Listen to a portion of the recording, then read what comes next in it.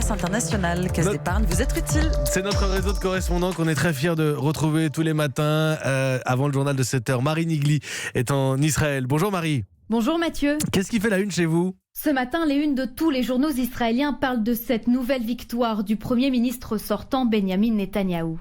Hier soir, contre toute attente, c'est lui que le président a désigné pour former un nouveau gouvernement après les législatives de la semaine dernière.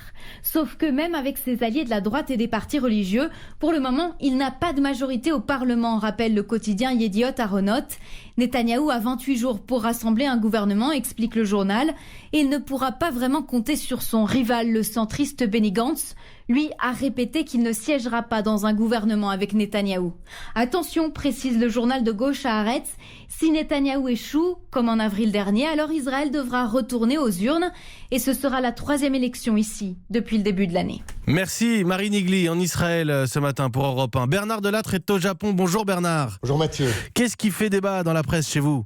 Écoutez, le gros sujet ici, clairement, c'est la Coupe du Monde de rugby, avec tous ces ratés et tous ces débordements.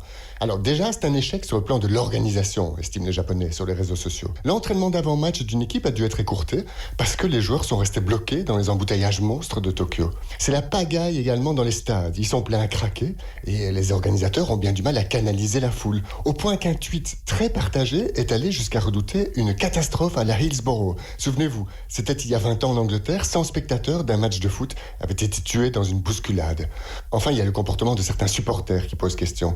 Une vidéo fait un tabac ici. On y voit des supporters du 15 de France revenant d'un match éméché et qui font les marioles dans un train sous le regard médusé des usagers.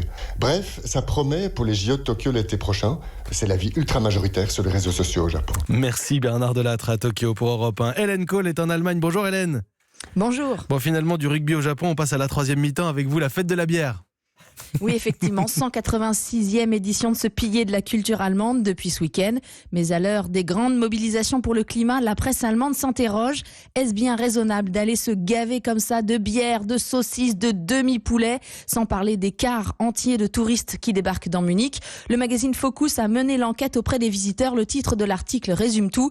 Ici, nous n'aimons pas la salade. Les fêtards ne sont pas non plus très regardants sur l'origine de la viande ou sur les conditions d'élevage. Pourtant, certains stands propose des plats végétariens et cette année on peut même acheter la toute première bière brassée sans émission de CO2, nous apprend le Abendzeitung de Munich, mais ce sont des efforts à la marge.